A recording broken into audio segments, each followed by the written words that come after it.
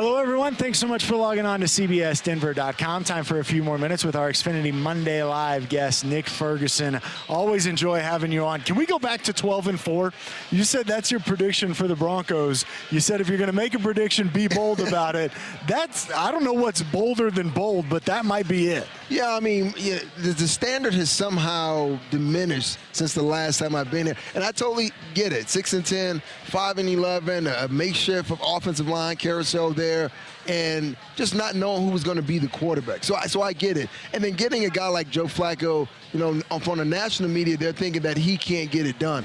But I'm looking at Joe Flacco as a guy who myself have been in that situation where people have, cast you off and just, they're doubting what your abilities are. And Flacco is the type of guy that he wants to come out. He wants to prove that he needs to be mentioned in that upper echelon of quarterback. So, part of my 12-4 was that, and just Fangio, looking at what Coach Fangio was able to do with the Bears last year in that defense. And I like to think that the Broncos have a better defensive roster collectively than they have in Chicago. So for me, this is Joe Flacco right up his alley. Run the ball, play great defense, keep it close, win maybe with a last-second touchdown or a field goal. I mean, that's how you win in the playoffs, is it not? Because as you start to progressively move up in the playoffs, those defensive units are going to get better. Yep. So he's in a perfect spot for him to kind of reclaim what he lost after Super Bowl. You mentioned earlier in our show tonight on CBS4, for those of you in the Denver area, that you had some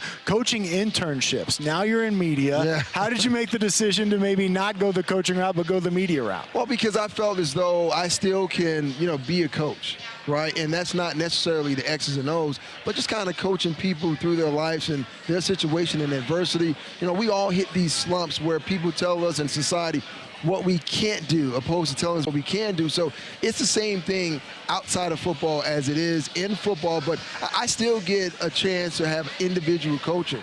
Today, like I said, I spoke to Manu Sanders, I spoke to Cortland Sutton, just kind of gave them some advice as far as what I saw, what I feel as though they're doing well as leaders, but how they can definitely improve. So you never really get away from football, the coaching part of it, but you just do it in a different way than maybe the X's and O's. You got a favorite Champ Bailey story for us?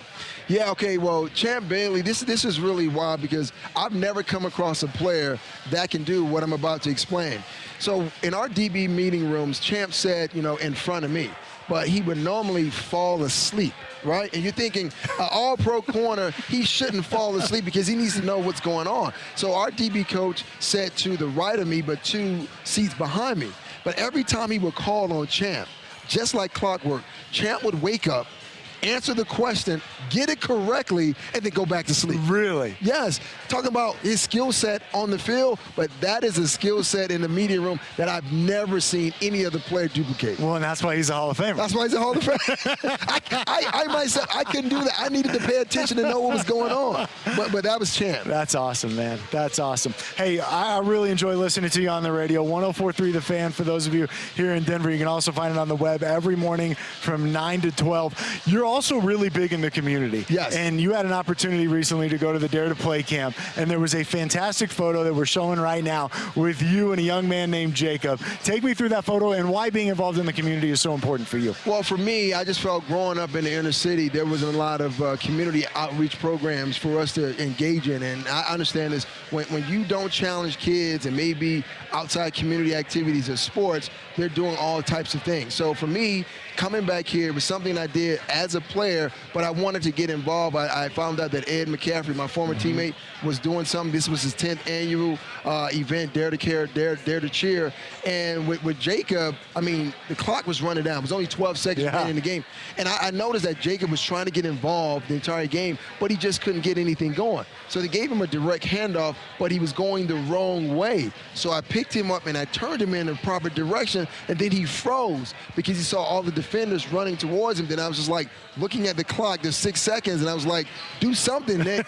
And I just picked him up, ran like 50 yards with him in my arms. The crowd was going crazy, and I knew it was his moment. So I put him down, and I moved out of the way, and there were kids from Valor High School and other volunteers from Air Force Academy. They came and picked Jacob up and put him on their shoulders, and I was like, man, that is a memory that I was a part of, and he's going to remember that for the remainder of his life. I love it. I love it, man. Enjoyed having you on the show so much Appreciate it, tonight. man. Thanks so much for coming on. me. We'll do it again real soon, and try and avoid those cozy meadows, if you will. All right? Man, I can't live that down. No, you cannot. That's going to do it for us. Thanks so much for logging on to CBSDenver.com.